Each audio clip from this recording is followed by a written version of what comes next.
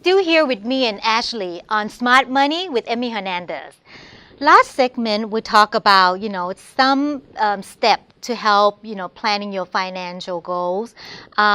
We also touch a little bit about your student loan, right? So, do you know how the student loan impact or affect your credit score? No, I know that it affects my credit score, but I have no idea how or in what way. Okay, well, let's talk about that Okay. for a little bit, okay? Well, as you know, once you graduate, you have about 6 to 9 months, before you have to start paying on the student loan, Right. right?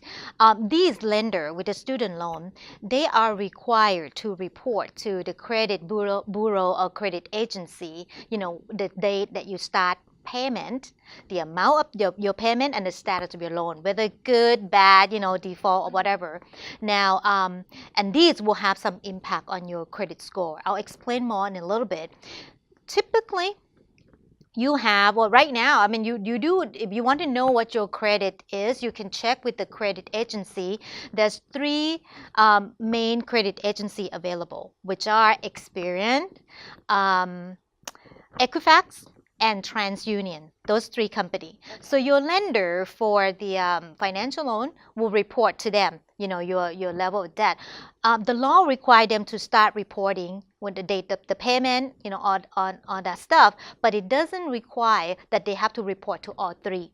So when you check the credit score or your credit report with this agency, it may not come up with all of them. Okay, but I want you to, once you get to work and you prepare for that, I want you to get credit report from all three agencies so you can kind of compare to see what they have on you, and it will show you the credit history on that as well. Have you ever checked your credit score at all? Yes, I Okay. have, and I do. I have an app as well, and I try to check that pretty regularly just to make sure that it's where it should be.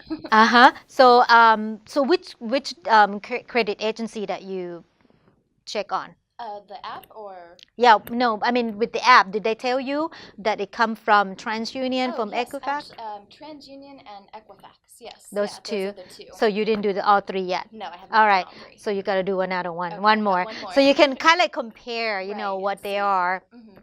Okay. Now, when you do that, also if you're gonna see, and you want to kind of make sure that you start the payment.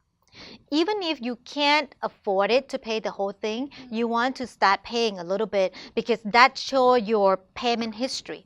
Okay, because the credit score, whether you're going to have high score or low score, it's different factors that they look into it. They're looking how consistent your payment, your discipline of paying that, and then looking at the ratio between the debt that you have and the income that you're making.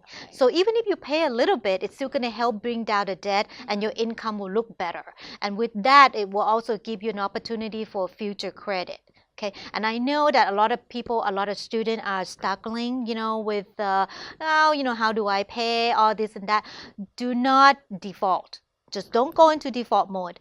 You know that financial aids, they actually have different type of repayment options.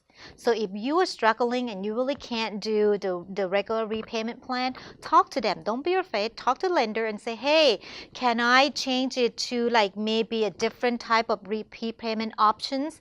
They sometimes allow you to do what they call the graduated repayment option, which means at the beginning year you can pay a little lower amount and then you can increase it over time. So when you make more income, you can pay a little bit more. So that's an option for you. And sometimes if you have more than one student loans, okay, you can also consolidate that. And you talk to the lenders, they may allow you to consolidate it and actually reduce the interest rate for you. So don't be afraid. Okay. Do you have more than one plan Yes, I loan? do, and I wasn't even aware that I could consolidate those into one. So that's really great to know. Yeah, so you kind of want to talk to the lender, and don't be afraid. Like I said, do not go into default because that will reflect badly on your credit score, and just be aware that sometimes people say, well, my credit's already bad anyway. I'm just gonna file bankruptcy. Be aware that generally student loan debt will not be discharged in bankruptcy. Oh, So it's there with you. Oh, gosh, So it'll you're be gonna know that. forever. Yep. So that's not an outlet for you, and it's just gonna ruin your score. Okay. So you just want to keep going on that.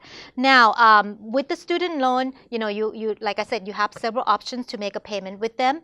After that, though, the next tip that I want you to know about this financial planning is beware of the new borrowing. Okay, because now you're out of school, right? You're working. Now you're probably going to think about, I kind of want to buy a house now. Exactly, The next thing that I want to do, so you want to borrow more. And that's just, that's understandable. But you want to make sure that you can afford it. Look at the amount that you want to borrow. Look at the interest rate, what you qualify, and the budget thing again. Come back to the budget. Make sure to see what can you afford these additional payment, monthly payment, okay, how much, and look at the ramification also. What if I can't afford it for a month or two? Does my emergency fund will cover that? Or what if it's longer than that? If I can't, what do I do? Making look at that overall situation before you decided to jump into a new borrowing, okay, because that could be damaging, right? We don't So want that. yeah, and also, with you being millennial, this is actually your advantages, right? Take advantage of the technology. Like you mentioned before, there's so many apps out there, so study it and use it to help improve your financial knowledge. Yeah, the app is great, okay? There's so many of them. I don't want to name them all right now, but if you go to my website too, ehfinancial.com, there's going to be a resource tap on that, so you can go in and you can take a look at different calculators on that. I want you to visit several websites. You have bank, right? You do bank. Your bank or even your credit union probably have some calculator for you as well. Even on my own website, I have different type of calculator. Play with it. They even give you an options. Let's say you want to buy a car. Whether is it better for you to lease or to buy? You have this calculator that you can play with it. What interest rate is it? You going to take the lower interest rate, or do you want to take the high rate but with the rebate, cash back? So that's also comparison. By using the technology and these calculators, it helps you learn. You're gonna actually get to learn more new strategy and embed it to you, improve your finances a little bit by that. So you're starting to learn more. And with that, don't just stop there. Once you feel a little bit more comfortable with the budget and everything else, seek out the help of financial professional as well. You can come in and talk to me like your financial advisor. A lot of time we can give you a little bit more on a tip, and how to deal with the strategy, especially when you're starting to have money saving and you want it to grow for you. That's how you're going to grow. That with different type of investment vehicle that you can use, financial advisor can be a very good resource for you as well. So shop around, look around, talk to the one that you feel comfortable with, okay? And that will give you a very successful financial future.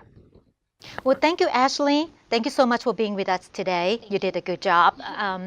Well, that's it for this episode of Smart Money with Emmy Hernandez. As a financial advisor, I'm here to help you. So if you have any questions or comments, send it to me by email to emmy@ehfinancial.com.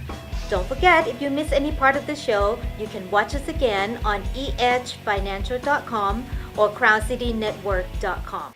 Remember, being smart with your money is easy, and you can do it. Thanks for watching. See you next time on Smart Money with Emmy Hernandez.